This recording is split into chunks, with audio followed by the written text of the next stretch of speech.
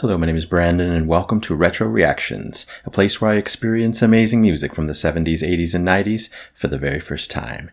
And today we have another new artist alert for the channel. Yes, we're heading all the way back to 1989 to listen to The Road to Hell, Parts 1 and 2 by Chris Rea. Don't know anything about this artist, haven't heard anything by him, just discovered him through, recommendations on the channel, so I believe he's blues and rock, and that's about all I know. And of course, those song titles, very intriguing, don't know what to expect though. Anyway, if you're new here, welcome. Don't forget to hit that subscribe and like button, as well as the notification bell to join the Retro Reactions crew, where it's all amazing music all the time. Here we go.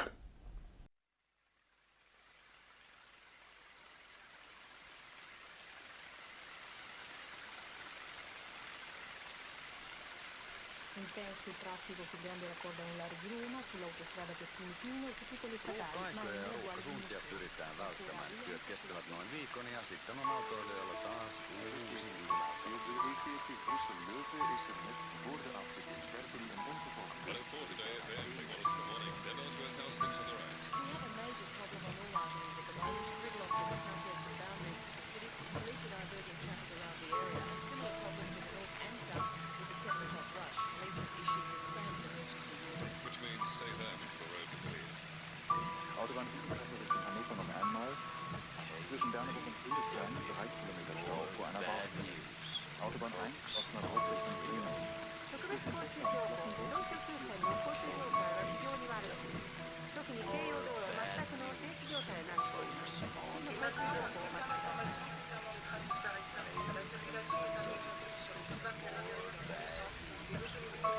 を待ってください。And the police have estimated the people stranded on the M25 west of London should expect to be there for at least another 4 hours. Police also stressed the drivers not to leave their vehicles.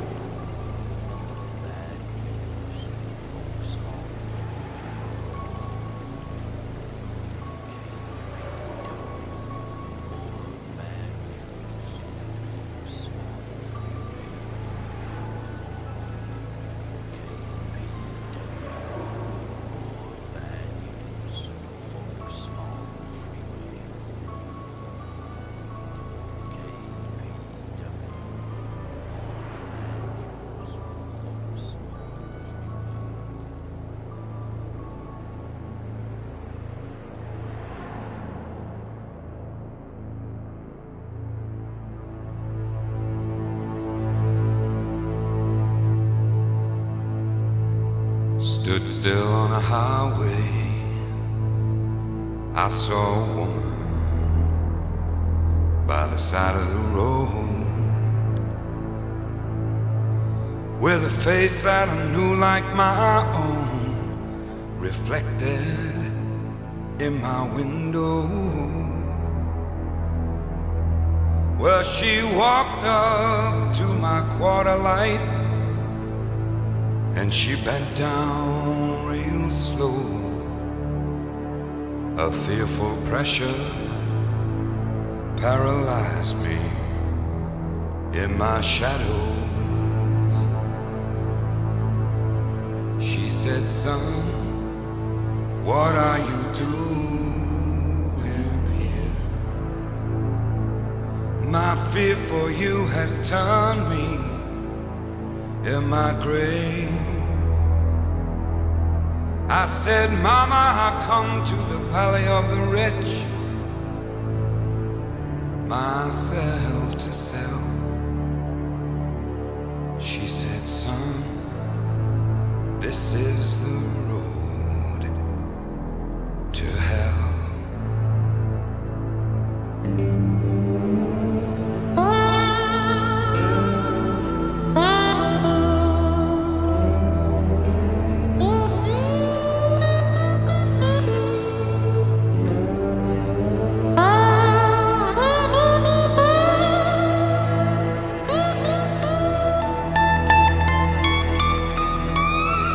your journey across the wilderness, from the desert to the well,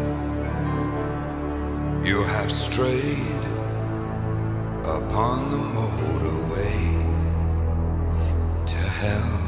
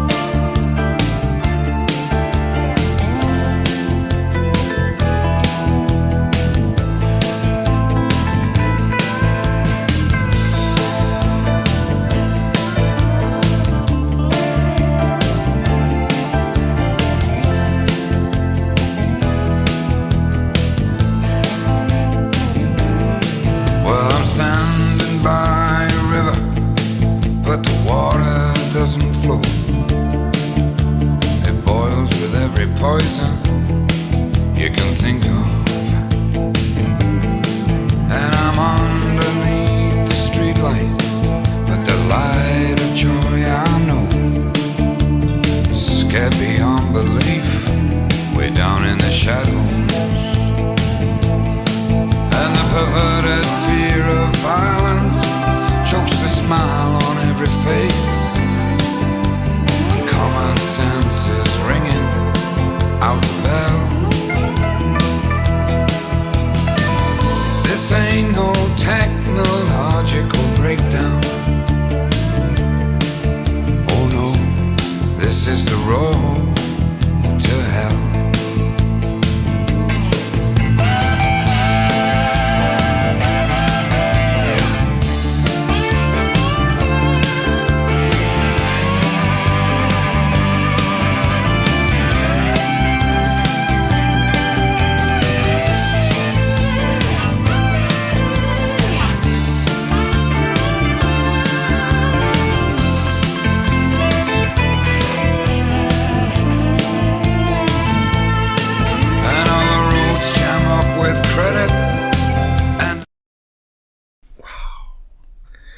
So you gotta tell me, is Chris on the lead guitar solo right there that just happened?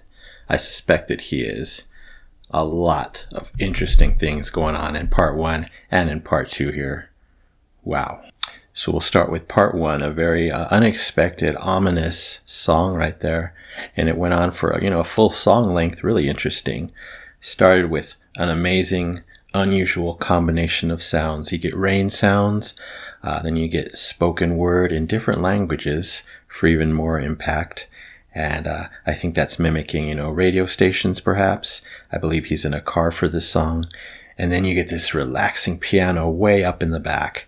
What an unusual, unexpected combination there. We get a really deep keyboard note that's held for the rest of the song. It changes notes, but it's just being held. One single note. That's really nice. Definitely ramped up that ominous feeling for sure once that keyboard came in. Then I was hearing the phrase "more bad news" repeated many, many times with some other words after that. I think about, more bad news on the M whatever freeway it is. And that's got to be an important message since it was repeated so many times and, kind of setting the tone for what's to come, I believe. Then we get these cool sounds in the background of, I believe, cars passing. That's probably what they were representing, but in a very abstract way, not the typical, engine passing by, but more surreal, more abstract. Love that. Then Chris's voice comes in. Wow. Huge surprise. I fell in love with his voice instantly. It was so deep, husky, super rich, a lot of texture to it, a lot of depth, and just really loved it. Hit me out of nowhere. It actually came out of nowhere in the song. I wasn't expecting it to just show up, but it hit me, hit my emotions, made my ears really happy there. I absolutely love that it's just his voice and those, single keyboard notes moving around for that whole section. Just a different, unusual way to show the blues flavor. Usually with blues, you think of vocals and guitar, but again, just his amazing voice paired with that one keyboard note moving around Incredible. Definitely still got a blues feeling there. Then this singing guitar came in. Very unusual tone to that one. Probably one of the most unusual guitar tones I've ever heard in a song. Really interesting there. I also love the female backing vocal lines. The way they were written, the way they were placed in the song. Really, really, packed a punch. Hit me hard. It wasn't for long, but they were just very impactful. Can't wait to go back and hear that part. Then we seamlessly transition into part 2. Everything, ramps up. I just love the way the piano and the guitars are sounding throughout this whole first part of the song. They were very relaxing, pleasing, smooth to the ears, but they sounded very important, if that makes sense. They were really driving their sound and their message across. This song's really interesting because I'm getting a pop, rock, and blues feel to it, all together, and that's a really unusual combo, at least in my, experience with music. So really makes this song important and stand out for sure. Just really loving all the sounds, nothing at fault here, but again, his voice, one of the most amazing parts of the song for sure. Can't wait to discover more now. So of course we'll check out the lyrics after the song's over, but I just really think that Chris is sending a really deep message here because I'm getting really deep feelings in this one and I'm loving every bit of it. So let's go back a little and continue.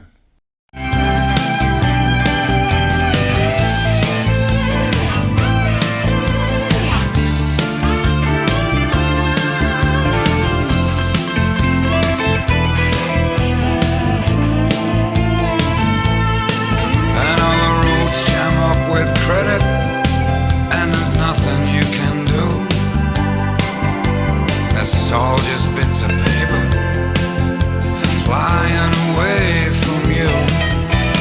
Oh, look how we'll take a good look what goes down here. You must learn this lesson fast and learn it well. This ain't no upwardly mobile freeway. This is the road, so this is the road, this is the road to hell.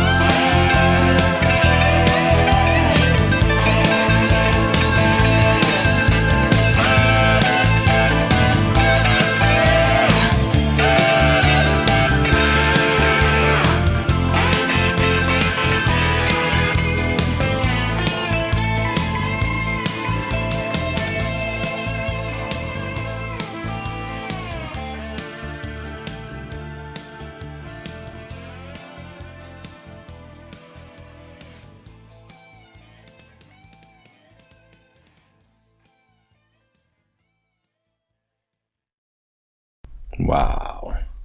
I absolutely loved the chord progression in this song. I think that's what really got me the most. Really got me attached to this song instantly. And between part 1 and part 2, absolutely beautiful. Definitely not a song with a lot of twists and turns, which is what I love, what I'm used to on this channel. But we didn't need any of that, The pocket they kept me in through the whole last half of the song. Just incredible. Loved every second.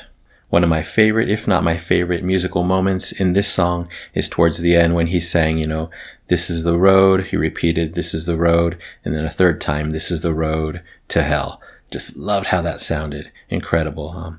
All the guitars came in, more solos. And once those guitars took over, I was completely lost in the song and loving it. Loving the journey of this one. Interesting that this song is from 1989. I don't know if I've done any songs on my channel from that year. Probably, but very few. And it's interesting because that's my favorite year of music of all time. Mostly for, nostalgia reasons, which we won't get into, but a lot of turning points in life, a lot of epic memories in my life at that time. So anyway, good year for music. So this is going to be one of my new favorites from that year as well. I see this was released as a single, but only part 2 was on, side A of the single, and it hit number 10 on the UK singles chart. I believe it was their biggest song, or at least up till that point. So really interesting. And I know it was inspired by the horrible rush hour traffic that's known at the M4 and M25 motorways in England. So apparently that's what inspired him. He actually wrote the song, I believe, while he was stuck at that intersection of M4 and M25. Really interesting. All right, just checked out the lyrics. We'll start with part 1. A vision or the ghost of his mother comes to his car window to give him a dire warning of what's on the road ahead. It's very metaphorical topics going on here, not something as simple as bad traffic. And part 2 to me is discussing many negative things that can stifle you in life, which the mother warned of in part 1. Could be anything really: pollution, toxic relationships, fear, anxiety, hatred, violence, debt, greed, etc. The life surrounding and ahead of him is clearly tainted with hellish realities, and that's what he's facing in this song. Yeah, so definitely love both of these songs, adore his voice, love the creativity and experimentation, especially in part 1, but just love the overall vibe and the emotions that it brought out, and the beauty of the music itself in both parts. So I have to give both of these the Epic Platinum Record Award. Yes, for The Road to Hell, Parts 1 and 2, 1989 by Chris Rea. Alright, that's it for now. Thank you so much for watching, and thanks to those who suggested this amazing artist. Really appreciate it. Anyway, don't forget to subscribe, like, and comment down below if you wish to chat about these 2 amazing songs or anything Chris Rea. Would love to know your favorites. So you take care, stay safe, stay hydrated, and remember to let peace, calm, and light into your day and night. And I'll see you next time in the past.